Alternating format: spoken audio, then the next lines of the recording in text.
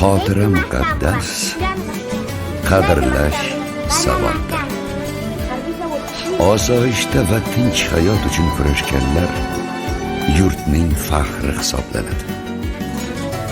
O'zbekistondek jannat makon yurt farovonligi uchun, hozirgi dorulamon kunlar uchun jon berganlar to abad qalbimizda bo'ladi. Tinchlik ko'z qorachig'imizday asraydigan ne'matimiz bo'lsin.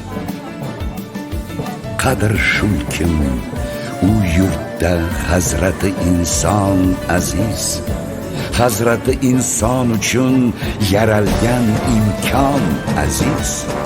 Inshaalloh hech kimdan kam bo'lmaydi bu millat, erk bayrog'in ko'targan hur O'zbekiston.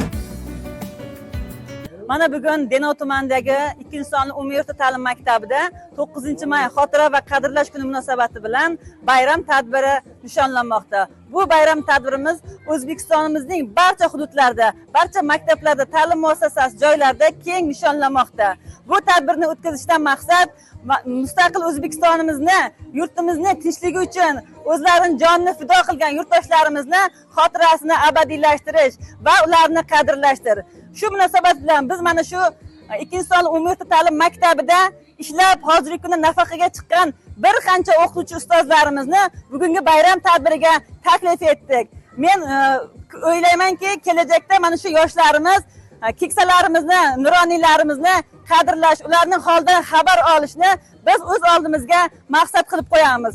Yurtimiz tinch, osmonimiz musaffo bo'lsin. Mustaqil O'zbekistonimiz yanada gullab yashnayversin.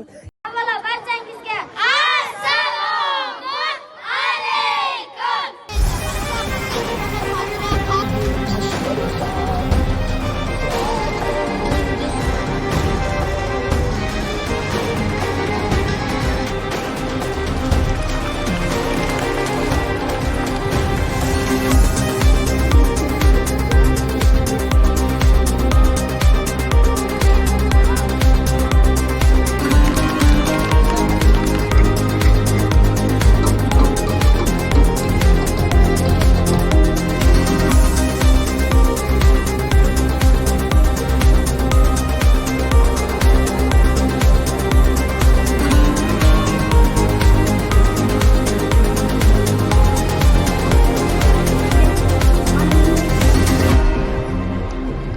9-may xotira va qadrlash kunini hurmatli prezidentimiz tomonidan e'lon qilingani munosabati bilan mustaqilligimizdan buyon doimiy ravishda nishonlanib keladi. Bu munosabat bilan tinchlik kunimizga yetib kelish uchun qancha ota-bobolarimiz janglarda ishtirok etgan va o'sha hozirgi kungacha nechtasi halok bo'lgan va hozirgi tinch kunimizga yetib kelishimiz o'zi bo'lmagan. Shu munosabat bilan ularni xotirlab har yili nishonlab kelinadi.